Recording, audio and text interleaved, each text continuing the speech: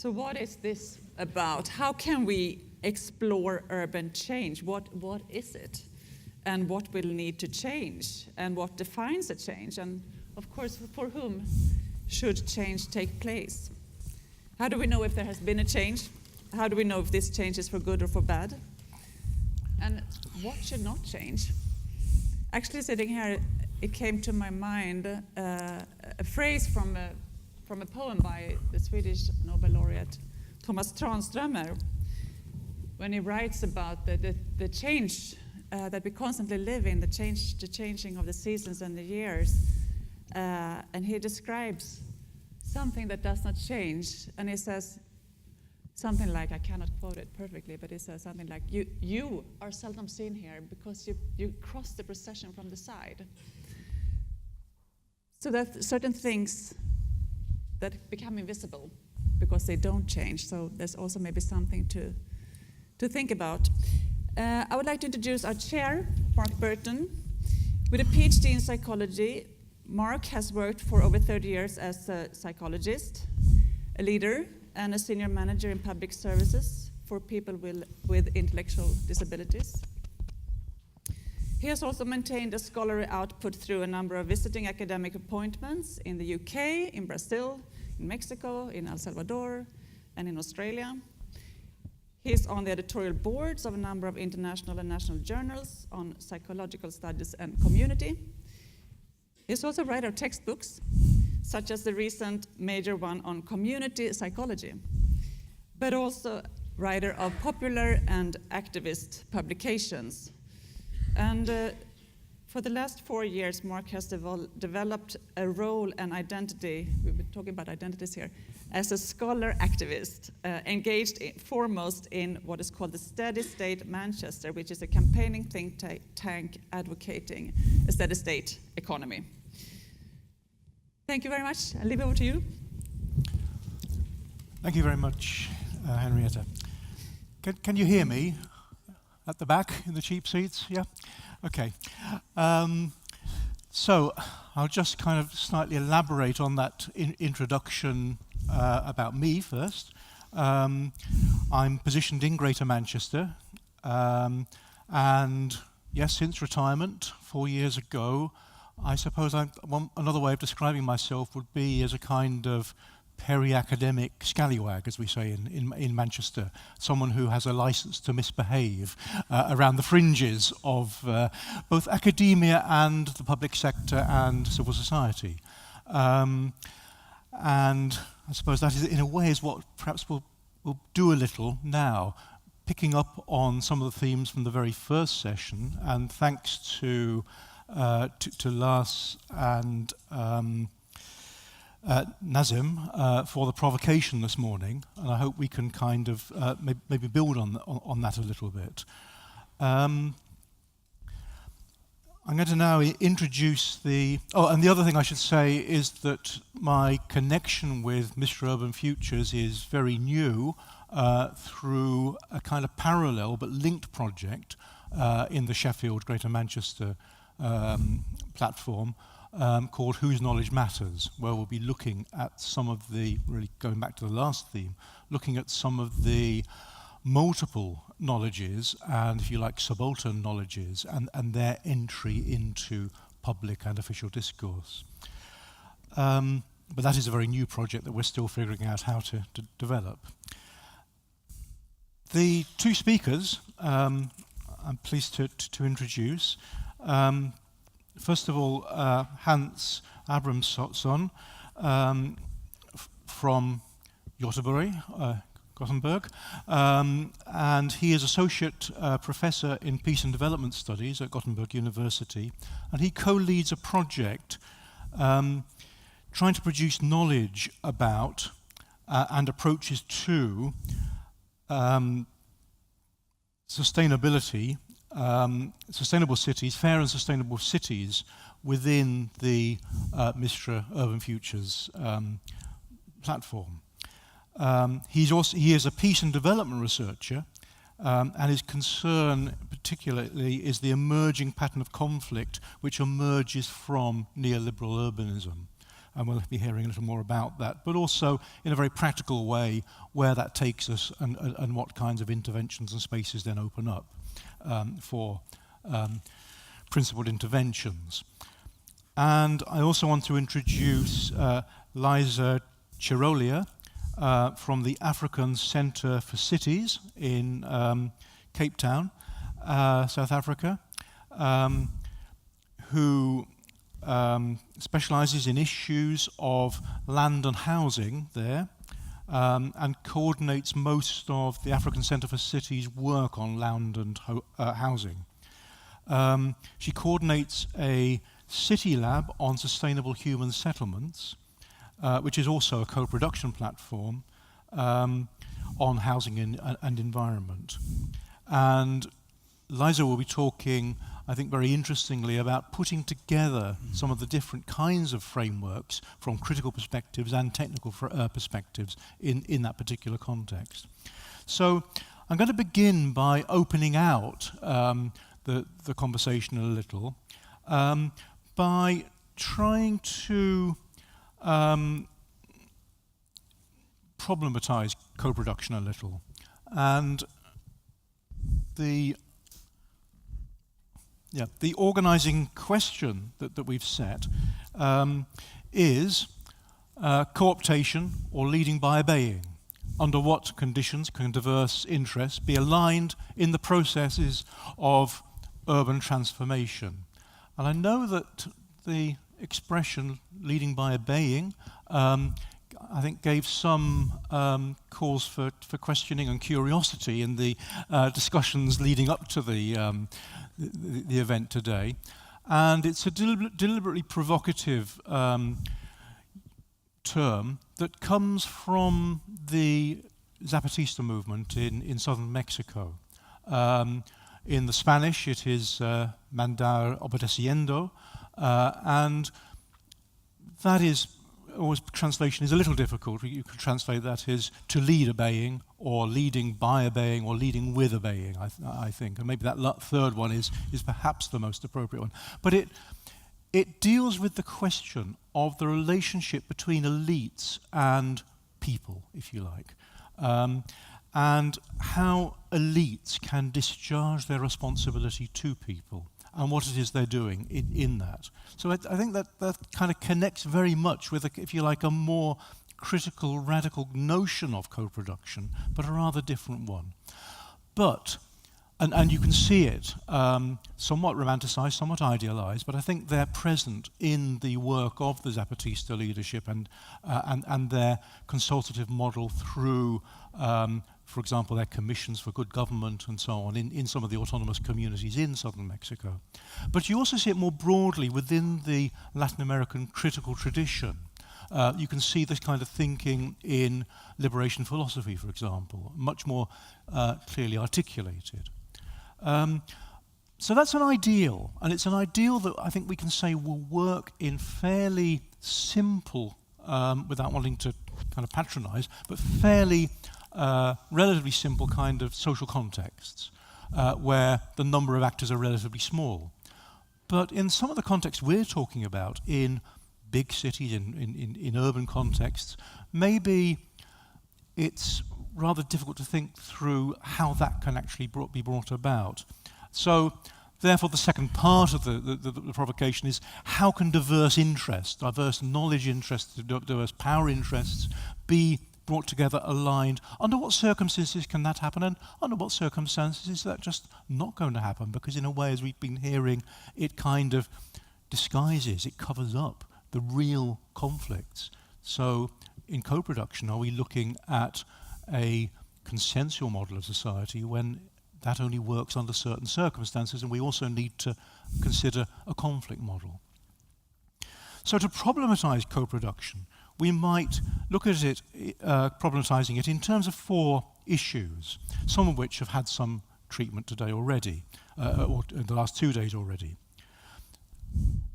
Power asymmetry and exclusion, the excluded voices. What about those people, for example, who don't even get to the table where co-production is taking place, where those discussions are taking place? What about those sectors that are never going to get to the table? How do we work to represent and hear and make present their interests in these processes? What about the question of institutional capture by corporate interests? So we're dealing with government here. We're dealing with NGOs. We're dealing with even social movements in some of this work. But all of those sectors are capable of capture and have been captured in varying ways by corporate agendas, by the dominant economic orthodoxy, if you like, the neoliberal reality that Tim May was just referring to. So how does that then relate to the agenda of representing diverse interests? What about the incommensurability of worldviews, of paradigms, where we're not just talking a different language sometimes, or using the same language to mean different things, but that relates back to a different set of consciousnesses, a different set of cosmologies about the world to varying degrees. So these are some really kind of knotty problems in doing an ambitious form of co-production for urban social change. And what about the corruption of the process? I'm afraid I could just see some of the bureaucrats that I used to work with and still engage with sometimes getting hold of the slogan of co-production and using it really as cover for business as usual. So there are some real kind of risks there. Despite which, I'm a great fan of co-production. I think it's a wonderful idea, and I've been involved in co-productive processes of various sorts, and it really works, but I think we need to put some boundaries around it. So with that, I'm going to hand over to our speakers. I'd like Hans to speak first, and then we'll go over to Liza. You want to, I think your slide should be next. Oh no, we have to go back. You can keep it. Okay, there you go. Yeah, Thank you, Mark, for such an excellent introduction, framing so many nice questions. And also thank you for sharing with me your license of misbehave. I use that as far as timing is being concerned, if I'm supposed to deal with all these issues. Dear friends, once again, especially for our foreign visitors and foreign friends, coming up here from Kisumu, Cape Town, Manchester, or for that matter, Toronto. Thank you for joining us in this remote place in the world economic system and the global value chain, by some considered as a success story. I'll bring along on an account on a research project I have been dealing with the last years. And I'll try to be as short as possible, and in order to be that, I will keep to my plan in order not to lose my mind. Once upon a time, this city was a very important industrial city. It was, believe me, one of the most important shipyards in the world. The industrial crisis of the 1970s hit us hard. We lost our shipyard, but we survived thanks to Volvo. And some consider that we successfully transformed ourselves from a traditional industrial city to a city of knowledge and event. However, being a good illustration of what I'm calling neoliberal urbanism, you can realize that there are another side of the coin. There is another facet. This city is also characterized by perhaps being one of the most segregated cities in Europe, with huge income and health gaps, creating social unrest and social upheavals driven by relative deprivation and politicization of what I would like to call grievances. Now, turning to the main theme of this panel, rethinking urban change, the question is, and I have 3 points. The question is, as we all know, I think that empirical evidence have it that the neoliberal urbanism is not really being compatible with neither social sustainability nor just cities. I think that the extreme outward-looking functional economic strategy used by Gothenburg and many other cities has to be gradually substituted by a more inward-looking development strategy, more based upon local identification of needs and local resource mobilization. I think that we all understand that a city couldn't be created for its citizens, it must be created by its citizens. Being a social scientist, a peace and development researcher, I consider myself also as a social activist. And believe me, we shouldn't romanticize the civil society. I liked indeed very much the presentation of Margareta this morning, where she honestly problematized a bit about how to involve the civil society. This is not very easy, and at times traveling around in Sweden discussing the reception and integration of refugees, I wish I would like to have another civil society. A civil society that shared my values, and unfortunately the situation is not like that today in Europe, neither in Sweden nor in Gothenburg. So we have to be very cautious about co-production, we have to be very cautious about power relations, and to whom and how do we cooperate. Now, at times there are clearings in the political landscape, and now I'm coming into the question of room of maneuver for this more inward-looking strategy based on local resource mobilization.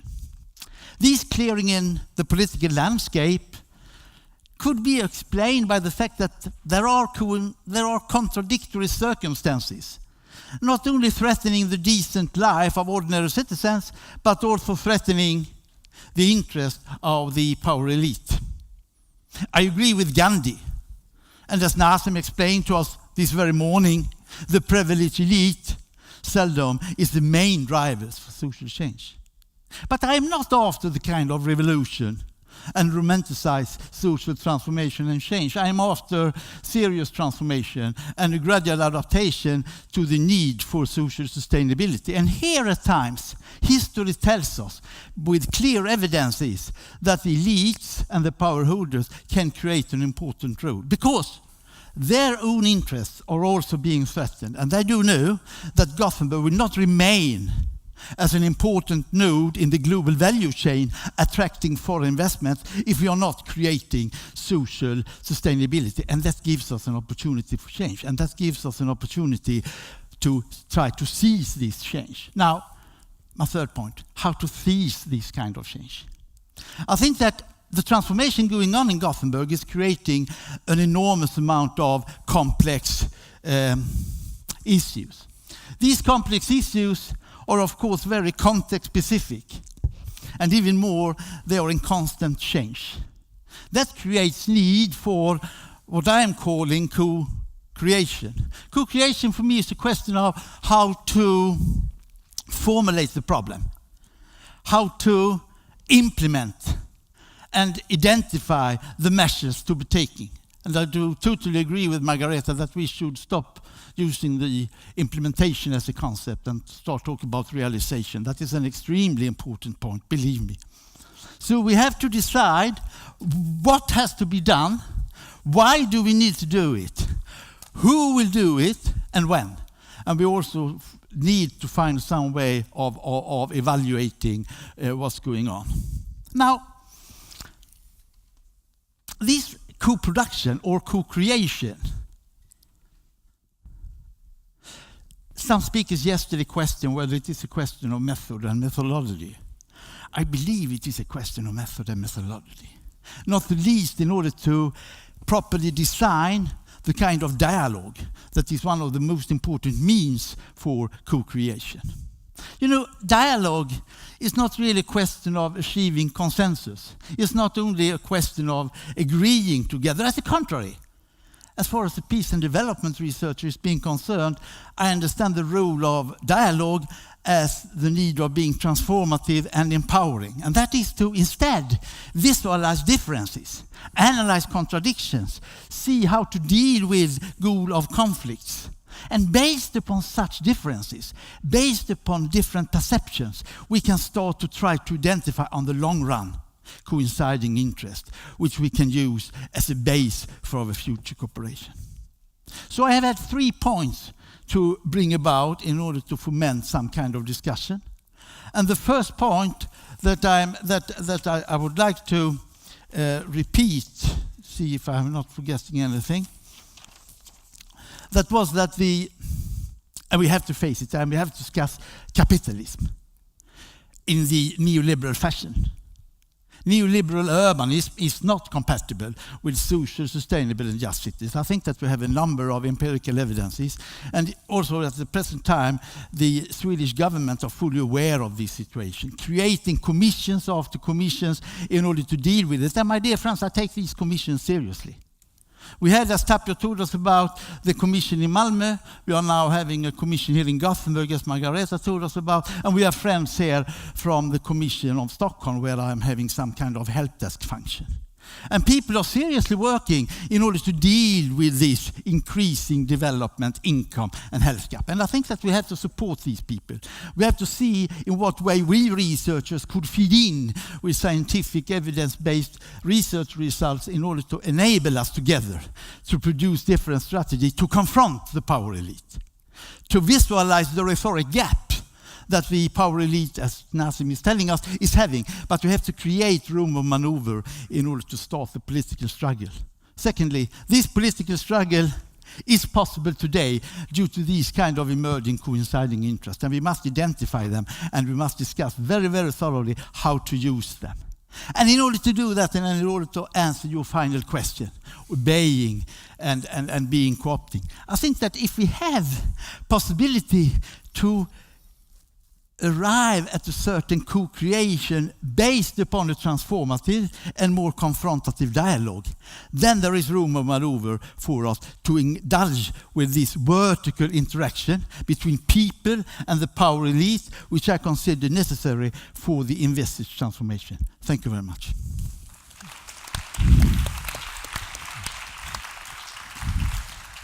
Thank you very much, Hans. And we'll go straight to Liza. Okay. Can you hear? Yeah, great. I'm Liza Cirolia with the African Center for Cities. And I'm going to also stick to my script to keep with my 5 or 6 minutes I've been given. So my thoughts on urban transformation are drawn from my ongoing work in South African and Kenyan cities. In both of these contexts, I've worked, as was introduced, at the interface between land, housing, infrastructure, planning and finance, among other things.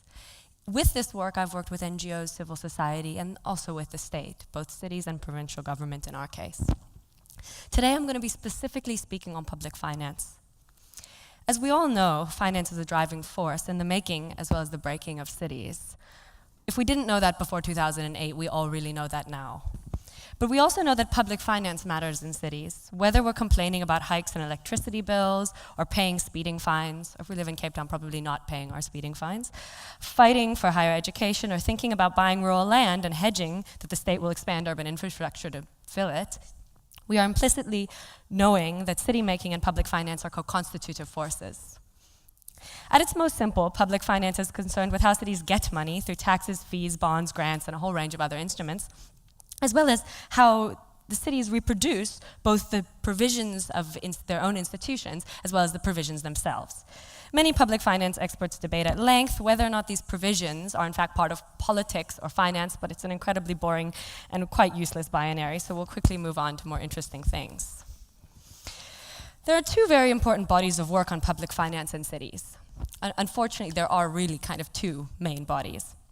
I wish I could say there were many more. One comes from the public finance, public management, and economics literature. This literature has created best practices of public finance in cities and exported these models all over, slapping them onto the global south year after year. They've been exporting them through lending and aid apparatuses, among other things. The second comes from a legacy of understanding the structural nature of public finance in the city nexus. This work is focused on what is called the financialization of the city, and essentially is a sort of capitalism on steroids narrative. Both of these narratives are incredibly powerful, one on the back of prescription and the other on the back of critique. However, we cannot reconfigure injustices on prescription or critique alone. In both these narratives, cities are incidental rather than central to the thinking. Even more so, the particularities of place, context, and importantly, power are largely ignored or seen as irrelevant. Here I argue that it is only by bringing place, power, and diverse urban practices to the fore that, while explicitly drawing on the technical and structural understandings of these two bodies of work, which already have long lineages, that we can actually be propositional in reconfiguring the injustices of cities. And when I use the term propositional, what I mean is that we can build experiments which seek to develop more radically redistributive, context-specific, and urban fiscal architectures and frameworks, as well as instruments, working to reconfigure these injustices. Here I take guidance from Sylvie Jacqueline, who writes on African cities. She writes, "I propose a radical change in perspective, taking as a starting point not the failure of urban services and the institutions responsible for their delivery, but the vitality, multiplicity of the actual delivery systems, which, despite policy announcements and reforms, and notwithstanding imported models, survive and contribute to the functioning of the city." This rings true for socio-technical systems such as water, electricity, and indeed public finance as a socio-technical system. I would like to interject here a couple of stories which I've collected, and they're sort of vignettes, but I think they will give you a sense of the way in which we're trying to interject into the technical and the structural readings an understanding of place and space. And I won't name the cities in each of these cases, so Cape Town and Kisumu don't need to get worried. In one city, I was meeting with city officials to discuss what was the reason why they didn't want to deliver more low-cost housing in their areas. Here the officials said that low-cost housing don't provide a rate space for them. In fact, they deliver this housing, but they never collect the rates. Later, through conversations, we find out that in fact they don't collect the rates because they feel that it's too costly to collect the rates in comparison to what they will in fact collect. So what we decided collectively in the room that day, was a culture of non-collection rather than a culture of non-payment. Another story, I was in another city and spoke to a developer about how they were going to get urban services to their development. This development was along a major corridor, and he told me that he planned to connect illegally to the existing transformer, and in fact blow up the existing transformer through their connections, eventually hoping that the power company would upgrade the system, the alternative being to have to pay for a whole new transformer for his development. A final story is a story which I got from speaking to social movements and NGOs, which had in fact taken an existing network, which was not serving them, in this case it was water, and informally extended this network to service huge parts of the city. In doing so, they simultaneously created services and employment opportunities at the local level. Now, we could frame these as neoliberal, we could frame these as exploitative, we could frame these in many ways. But what I think that these stories do is they serve to bring questions of identity, race, contestation, and prefiguration into a discussion around public finance, where in fact it had in fact been absent. So finally, I draw on Jacqueline and others to understand an evolving view of socio-technical systems, which brings into conversation the technical public finance and management literature, the financialization and structural critique, as well as a grounded, place-based and socio-technical practices. And I ask the question, can we co-produce a critical, socio-technical, place-based understanding of public finance configurations in cities? In that way, working to prefigure and reconfigure the injustices we see. What these stories start to do, and what I think Jacqueline and others have tried as well, is to start to make sense of how places actually work, to begin our knowledge on the ground, a knowledge which cannot be achieved through reading books written by the World Bank or David Harvey, but can only come from hands-on work with government officials, NGOs, civil society groups, private sector players, and others who are actually building, reconfiguring, and contesting the public finance system every day. Whether we call this co-production, participatory research, just good research, involved research, it doesn't really matter to me. But this is the way that I've been proposing to think about an entry point into reconfiguring injustices in cities. Thank you. Thank you. Okay, thank you very much, both of you. Now, in the spirit of co-production, I'm going to do something a little different now, which is to ask the question to an audience. I'm going to ask you to have a brief discussion among yourselves, just for 2 or 3 minutes. And the question I want you to address is, do these perspectives that you've just heard, do they shift your thinking on co-production at all? And if so, how? So have a go at that. Just talk to your neighbour, people near you, 2s and 3s. Just spend a few minutes just addressing that question. Do these presentations change anything for you in your understanding of co-production in the context of urban change? And if so, how? Okay, now the big risk of a process like this is that it's always impossible to stop people once you start them. But in a way, I think that makes a kind of co-production point, that there's an immense amount of knowledge, ability, energy out there, and we've kind of maybe seen that. So let's just harvest a little of that before we get back to discussing among ourselves. And can I just get a lot of you to just kind of shout out key points in phrases no more than one sentence with only one clause, okay? Let's keep your, I don't want speeches, just keep your interventions very brief and let's get lots of them. Okay, so starting over here. Anyone?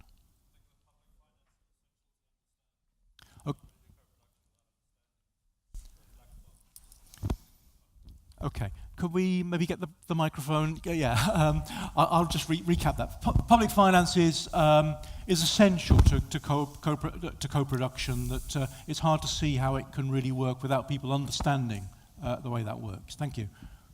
Do we just move up and get as many as we can? So there's no right answers. You know, we're just interested in the perspectives that have come from this.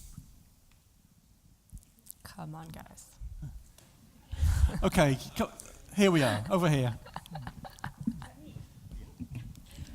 Just a general comment on day 1 and half of day 2 is the language that we use and that is being used is perhaps still too complex or on the complex end of the spectrum, given that we're trying to talk to very different, or hopefully very different speakers, not only English speakers, by the way. So, yes, thanks. Okay, so that's a very fair point. We need to be careful about our language if we're communicating with one another, yes, and keep it straightforward. Hello? If some people will never come to the table, shall we burn it? Sorry, I didn't quite catch that. If some people are never going to come to the table, should we burn it and make new tables? Yes. Yeah. Take the table to them. Yeah, maybe. Yeah. Okay. Let's get some from this side. I had a question. Does seeing or depicting the power elite, so-called power elite, as a homogeneous mass, does that not blunt our analysis somewhat and possibly our prospects for aligning those interests in certain directions? Okay, we'll try and pick that up a little later. We shouldn't be, if I heard correctly, and sound isn't always terribly good, we shouldn't be considering the power elite as a homogeneous mass. Yeah, sure. Thank you. Yeah, next year. Okay. Just building on this burning table, if people don't come to the table, can we be honest about it? And it depends who we are, but I think many of the times is that we're not really honest when we're exercising power, when we are excluding, and we are framing it, although we're doing it, we're framing as co-production or whatever. Thank you. One sentence, remember. Yes. Okay. Caroline. Yeah. Isn't it simply good research in practice? 2 sentences. What if we were to change the process completely and those with urban knowledge made demands of other agencies for co-production? Yes. That's 1 sentence. There's 2 of us, so we have 2 sentences. And the second sentence is, how do we organize that hearing so that the demands make sense and we're not just fractionalizing neighborhoods and interest groups in Yes. competing and conflicting demands? Okay, thank Thank you. you. So, turning it round so that it's not the powerful agencies where this process starts, but how can we empower the other, if you like, to make the demands of those institutions and do that in a way that they're coherent demands, I guess. Thank you. Yes, mine is that these wonderful ideas, I mean, are they going to end up in shelves? Where are the champions that will run away with these wonderful ideas? Great. Where are the champions for these wonderful ideas? Yes. We can talk about co-production between academia, the public sector, the private sector, but we could also talk about co-production between the professionals who, for example, work all in private sector. For example, architects, landscape architects, plan architects, how can they work together? And do we need different kind of clients? Yes. What kind of work needs to be ordered in order to make this kind of process possible? Yeah. So there are multiple knowledge bases and knowledges even within the, if you like, the professionalized sector, and how do we make that work together? Yeah, thank you. Over there. Yes, I have many questions, but I'll leave you with one. What is the product that we are co-producing? Product. What's the product? Yeah. Okay, I would like to add what I lack here is a talk about life history, that we all as individuals have our own life history, and that we along our life meet quite similar needs to take decisions on very important topics that are related to sustainability, like where are we going to live when we get a family, where are we how are we going to take care about our parents, etc. We all here have very much experience as private persons, and I think this needs to be put into this discussion to make important results. Thank you. Thank you. Yeah. Have we exhausted? Okay, just. It seems to me that sometimes consensus seems like the unnegotiable consensus here. So what if our research on just cities lead us to the conclusion that consensus is not possible and that we as researchers need to take sides? Thank you. Yeah. Creating just cities, this other side, creating just cities is a long journey. It needs time. It requires continuity. The answer is the LIPS for the countries that have local interaction platforms as a forum for continuity, because governments change every day with different ideas. But the LIPS, because of the content of its organizations, will continue. Then that can offer a platform in which the ideas of just cities continue from one level to another. Thank you. Okay, thank you. I think we'll leave it there, and we'll come back. Liza's hopefully been making a list of the questions. But let's, first of all, I want to come back to the two speakers and ask them, we've already run out of time, unfortunately, nearly, so I'm just going to ask them very quickly to answer the question. What concrete steps? I think you've come up with both some very interesting ideas, but I'm kind of really hungry for some more detail. So, very briefly, a couple of very concrete things that would help us move towards a more unsettled form of co-production that recognizes a conflict view of society. Can you do that? Can you give us some pointers? If you allow me to also answer the questions created by the co-creation at the same time. So then I come to I think that this is a concrete step. The first question that I pick upon is, what is to be produced? What's the production? You know, in a society with complex issues to be dealt with, they can only be formulated by people concerned.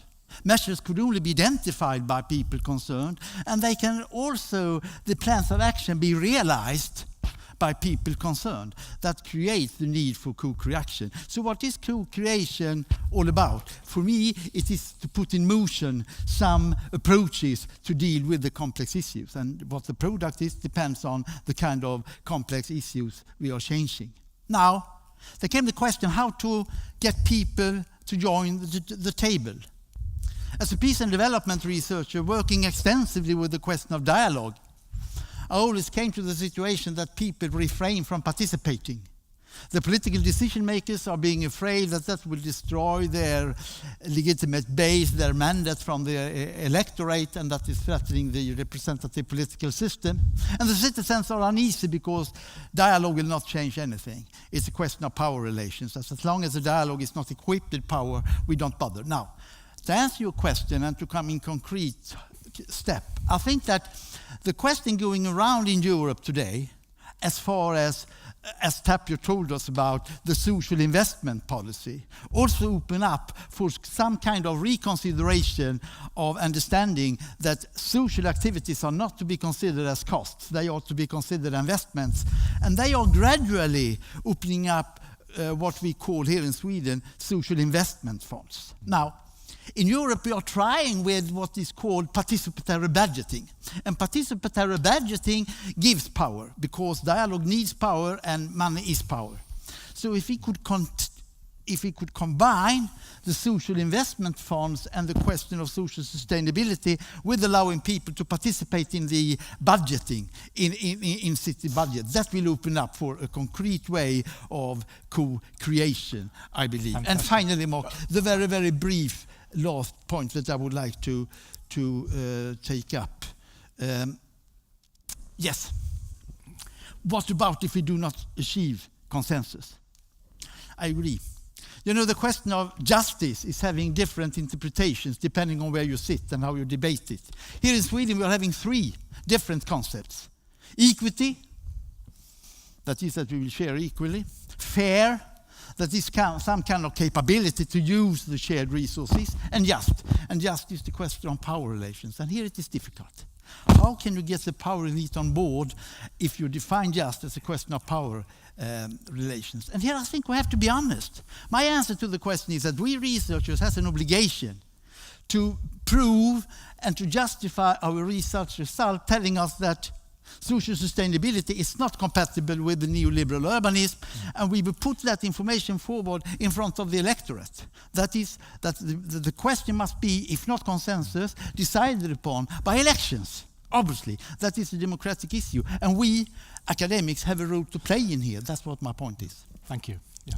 And the last word to Liza. Thank you. I'm going to try to piece a couple things together. We'll see if it works.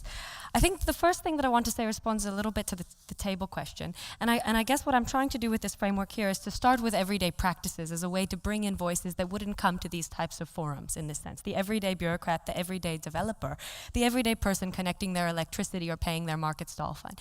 And I understand that it doesn't have the same kind of sexiness that having these kinds of big consensus building conversations have, but these people in many ways are prefiguring and contesting the existing systems, even if in the most incremental ways. The concrete steps, I think, and I'm going to speak to the exact current moment we're in right now with the University of Cape Town having been on strike for the past couple of days around a whole range of issues relating to fees, insourcing of workers, et cetera, et cetera. And what we found over the last year in this process has been that the social movements have been incredibly powerful to bring issues to the fore. And what has happened often after these kinds of successes has been that we've then allowed the existing system to design the way in which we reconfigure it. And in fact, I think that if we had more people in the system who actually understood the fiscal architecture of the university or the state or whichever institution we're trying to reconfigure, it creates the steps with which we can actually have a conversation about how that should happen. And so it's about tooling us up and bringing us together with both the technical, the social, and the grounded knowledge. So critical, specific knowledge is kind of what's needed in this process. Okay, we'll leave you with more questions than can possibly be answered. Thank you. Thank you.